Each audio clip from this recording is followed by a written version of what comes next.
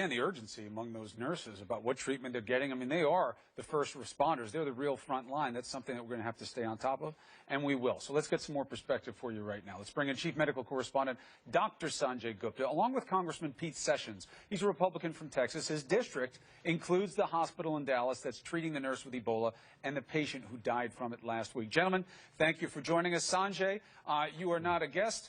Please weigh in with the Congressman as well. You understand the situation much better than I, so help us along with it. Congressman, to kind of set the context of what's going on, what are we trying to do? We're trying to balance what we need to do, what you need to do in government to keep people safe with the panic that arises from the idea of something being in the U.S. that can kill you. So the nurse, she's sick, she got it, we have to figure out how. But the community is being told, don't worry about it, yet they see people in moon suits taking her garbage, and they're getting phone calls from 911 like this. Can you play the call, please?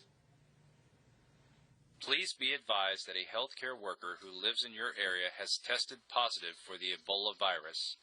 This individual is in the hospital and is isolated. Precautions are already in place to clean all known potential areas of contact to ensure public health. So, Congressman, when do we get calls like that from government? When it is time to panic, that's when you get them. You get told, evacuate, that there's a bad person in your area. That message is going to scare people. You know that. What is your message to them? Well, our message back to them is, first of all, that they're doing the right thing by listening to the media. I believe in listening to officials who talk about what we're dealing with. The bottom line is this goes back to a number of instances where people are told, don't worry, everything is okay, protocol is being followed. And now, several days later, we learn even following protocol as best we know it, it's not working. Last Friday, Chairman Michael McCall from the Homeland Security Committee of the House had a hearing in Dallas and talked about the some 13,000 visas that sit in people's hands in Africa who could come visit the United States. We are once again asking the administration to reestablish a viewpoint about stopping these flights to the United States to give Dallas, Texas, and other communities a chance to catch up and work through this difficult problem. Dallas, Texas is reeling from this problem. Our schools, our hospitals, our businesses, our churches. We need a little reprieve. Sanjay, what do you think about that? I guess on the plus-minus side, the negative is you don't want to seed xenophobia. You're not dealing with a lot of people. But what do you think about these restrictions? Well, there's no question there's been a growing movement about that. And I think two of the big concerns, and I'm curious what Congressman Sessions thinks about this, is one is that it's difficult then to get humanitarian aid in. Airplanes, if people come in, they can't leave. All of a sudden, you're just going to have people not bringing the humanitarian aid in possibly. But also the larger thing is that if people can't leave the country by air and people are sick, what are they going to do? They're going to start leaving by land. They're going to start going into other countries by land. They're going to be harder to trace, contact trace, which we know is the tried and true way of stemming an outbreak. And they're also not going to get care. So you could potentially treat symptoms in places like Dallas, but treating the root cause becomes much harder, is what you hear from the infectious disease experts. I wonder, Congressman, how would you address those other concerns? Well, Doctor, first of all, let me say this. You just said that we should move sick people to the United States of America and allow them to have air travel. That is silly on the surface. We should isolate people who are sick or who might be sick and then separate them out. There are plenty of opportunities to move people around, but we have 4,000 members of the military who are there, and that needs to be handled where it is in Africa to give them confidence that they're going to deal effectively with this. To say that we would move sick people out of the area where they are into the United States simply infects many more people. Well, I think Sanjay's point is, and obviously, Doc, you weigh in and tell me if I'm wrong, but he's saying it's not that you are going to volitionally move them to the U.S., it's that they're looking to get out of the area where they're getting sick. And if you restrict them, they're going to find another way to get out, and then you're going to wind up spreading the disease in places that can't handle it. Do you understand that preoccupation? No, I don't. I think that what they should do is take people, keep them there, work with them as best as possible, but to simply, you were spreading it around as you move them together. There are so many people who really are innocent in this environment and will not come down with the disease, but it's causing fear and spreading panic. If this were measles, I can't imagine that we would do the same thing that Dr. Gupta is suggesting, to move people out into other areas. Measles is not Ebola, but we need to come up with a circumstance where they can be effectively handled and screened and put into place where they can have a chance also for their own life.